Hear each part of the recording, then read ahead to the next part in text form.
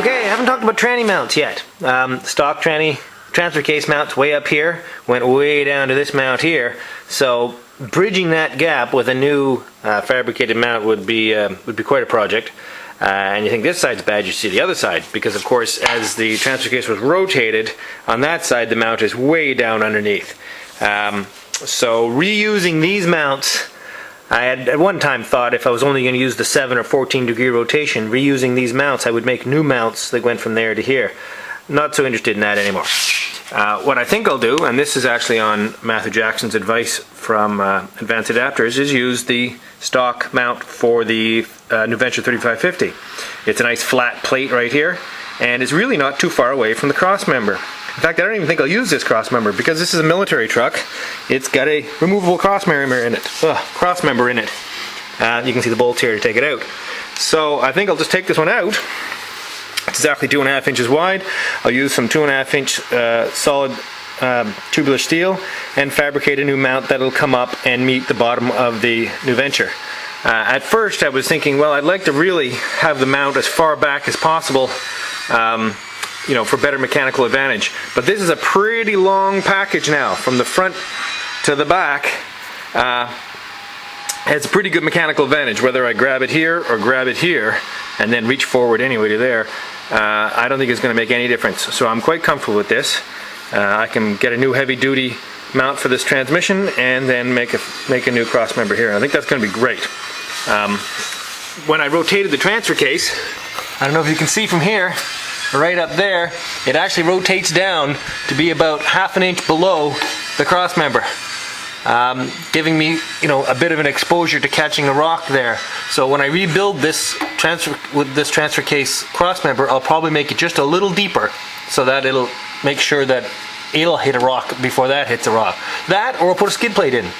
Having looked at again, Matthew Jackson's truck, he's built quite a nice skid plate underneath his truck, and might look at doing that. Okay, a couple more clearance checks. Got the breakfast on. Breakfast, not bulkhead, breakfast. It's actually probably sitting about 1/4 inch too low because it doesn't have the little rubber bumpers under, but I have, looks to me, plenty of clearance, let's say, for the air filter. I don't know how high up it comes, but just by a quick judge, I don't think there's going to be a problem up to the hood. And then another issue that's been plaguing me is how much room am I going to have for a radiator. I have a good strong 6 inches from the front of the water pump pulley to the inside of the flange of the breakfast. I'm going to call it 5.5 because I'm sure I could cut those studs and get that as thin as possible. So I have 5.5 inches to put a radiator and a fan in here. Obviously, I'm going to have to take out all the existing original sheet metal that's on the inside of a Series II breakfast, which is somewhat discouraging, but I don't feel too bad about it. What I would have liked to be able to keep would be the original latch. I just like those latches, but having looked at a few radiators, I'm going to need pretty much the maximum height I can get in here because the radiator will now have to sit on top of the front cross member, and I have a limited height. So I'm probably going to have to go to ex-military style latches that go from the fender to the hood. So this will all come off, and I'll build a mount to put a radiator right across through here and a pusher fan on the front. Well, here's a problem I've come up with.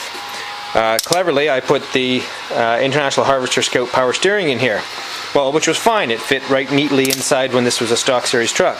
But now, this is sitting right in where I want to put this radiator. So I'm limited drastically, well not drastically, but it's certainly taken several inches off the width I could have had for a radiator in here. It's 31 inches across the front of a Land Rover breakfast. Look, I almost did it again. And 31 inches, there you go.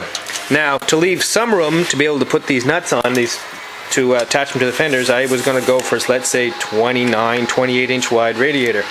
Well, that would give me roughly 1.5 inches or so each side, but still I'm going to foul this steering gear.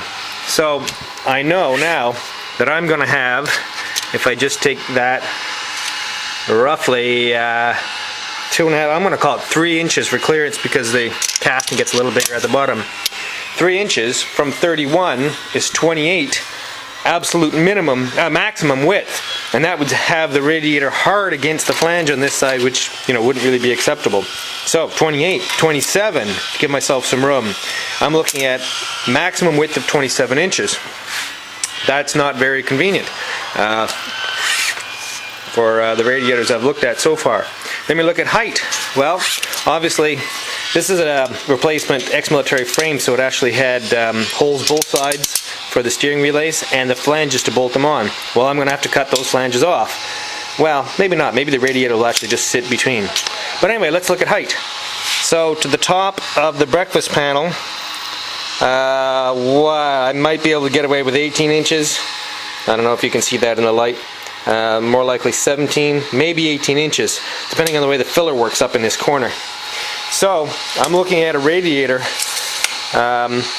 that's going to have to be a pretty specific size and very thin fan. But they have them. They have fans down to about 2 inches deep.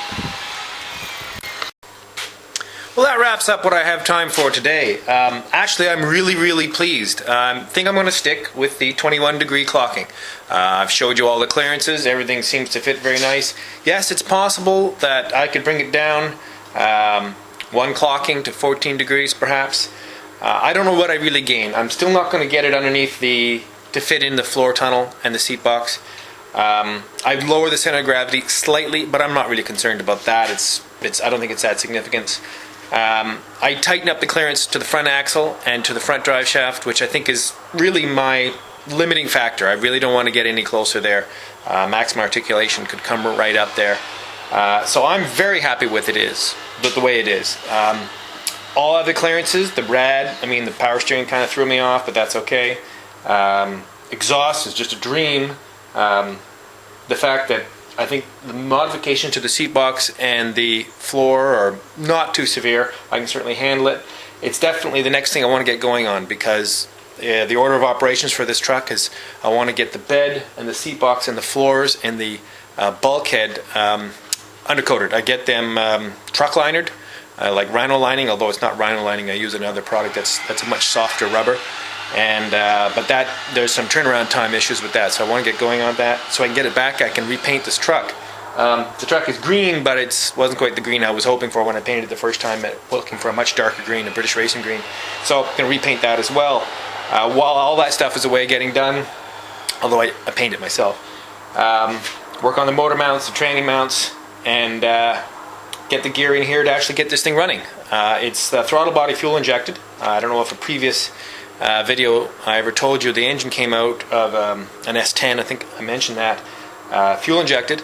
Of course it has a computer to run the fuel injection, but throttle body fuel injection from the early 90s is the simplest and really the most straightforward and perfectly efficient system.